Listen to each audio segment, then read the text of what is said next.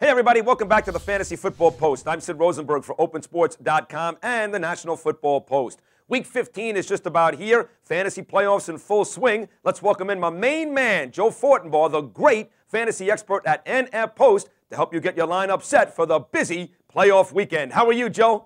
Doing great, Sig. Big weekend of football ahead of us. I hope you're excited as I am.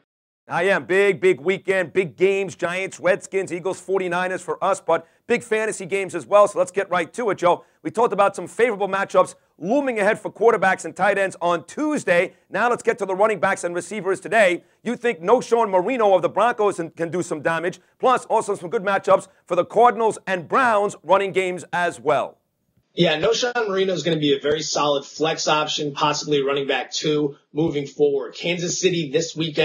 Oakland this weekend, followed by a game at Philadelphia, who is in the middle of the road when it comes to fantasy run defense, followed with a final game at Kansas City. Those last 3 games of the year, 2 of the 3 very favorable for Marino. Philadelphia is not bad. Make sure No-Shawn Marino is in your lineup. When you look to Arizona right now, Beanie Wells taking a step ahead of Hightower, who fumbled again. Actually, they both fumbled again on Monday night. But after Hightower lost that ball early inside their own 10, Wells took over, scored a touchdown later in that game. He's going to be the guy moving forward. They've got Detroit, St. Louis, and then they close it out with Green Bay. Next 2 weeks, Beanie Wells will be an excellent start. Then you want to look at the Cleveland Browns. And the backfield situation is a little murky right now. A lot of people think it's going to be Jerome Harrison. Don't be surprised if Chris Jennings, the former CFL standout, starts stealing some touches. He had over 70 yards and the first rushing touchdown of the season for the Browns last Thursday night against the Pittsburgh Steelers in the big win. They have a great schedule to close out the year. Kansas City, Oakland, and Jacksonville. Chris Jennings could be a sleeper in disguise heading down the stretch.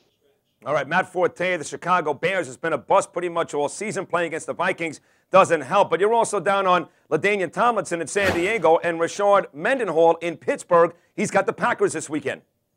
The concern with Tomlinson right now is that the guy has no explosion. He's averaging less than 4 yards a carry. He's not getting you any yards. He has nothing over 100 yards this year. He's only gone over 75 yards in a game just once. The thing that's keeping him alive in fantasy leagues is he's finding the end zone. But if he doesn't find it, your point total that week is going to be very low. Moving forward, he's got Cincinnati this week, followed by Tennessee and Washington to close out the season. 3 very tough run defenses. So if Tomlinson doesn't find the end zone, he's not going to get you anything heading down the stretch. You look to Rashard Mendenhall of the Pittsburgh Steelers, another tough schedule moving forward. Green Bay, who's played well against the run lately, is this weekend, followed by a date with Baltimore, and then he's got to close out the season in dramatic fashion as well against Miami. 3 tough games heading down the stretch for Mendenhall, so steer clear of him. Matt Forte, he's been a bust all season long. Look for the trend to continue. He's got the Ravens this weekend, followed by a very tough Vikings defense. And if somehow, some way you're in a championship of Week 17, you can look back to him as he takes on the Detroit Lions.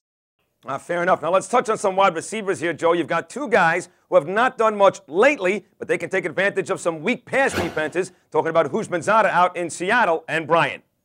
Antonio Bryant from Tampa Bay, favorable schedule moving down the stretch. He's got Seattle. Him and Houshmandzadeh are actually going to meet this weekend in Seattle. And then after that, Bryant's going to take on 2 division opponents. He's got the Saints. He's got the Falcons. Falcons have been terrible against the pass this year, and the Saints always tend to get teams involved in a shootout, which means a lot of throws and a lot of targets for Bryant. He's back to healthy with the knee. Josh Freeman's been playing some decent football at quarterback. Antonio Bryant could be a very solid wide receiver 3 moving forward. Houshmandzadeh in Seattle, interesting situation up there. Nate Burleson could be out for the year. He has a high ankle sprain, walking around in a protective boot. Look for Houshmandzadeh to start seeing a lot more targets as he closes out the season with Tampa Bay, Green Bay, and Tennessee. 3 favorable pass defenses for fantasy wide receivers. He's not going to get you 100, 150 yards and 2 touchdowns like a guy like Larry Fitzgerald or Andre Johnson would, but he is the possession type receiver, maybe 8 to 10 receptions, 100 yards, could be very beneficial down the stretch.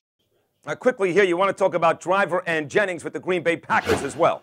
Yeah, they've been playing great football outside of Pittsburgh this weekend, which without Troy Polamalu should be favorable for them. You move forward down the stretch. Excellent matchups for those 2 the rest of the way. Keep them both in your lineup.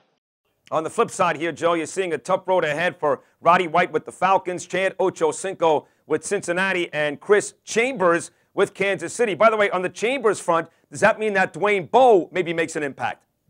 Dwayne Bowe's coming back from suspension, could have an impact moving forward. Obviously, they're going to get him back into the lineup. He's going to steal some targets. But after Cleveland this weekend, 2 tough matchups. Cincinnati and Denver are still on the schedule for the Kansas City Chiefs. So be weary of starting either of those players. I lean towards Bowe. You want to definitely stay away from Roddy White, which is unfortunate. Next 2 weeks, he has the 2 toughest fantasy pass defenses coming up. He's got a date with the cornerback all-world from the Jets, Darrelle Revis, who's locked down everybody. Poor start this week, Roddy White, and then moving into next week against the Buffalo Bills. They've played excellent defense, ranked number 2 against fantasy passing wide receivers this year. So keep your eyes on Roddy White struggling down the stretch. And then last but not least, Ocho Cinco's got 2 of the final 3 tough games this week in San Diego. Week 17, also facing Darrelle Revis of the New York Jets. Kansas City, Week 16, Fantasy Championship Week. That's a time to consider him, but be very weary in 15 and 17.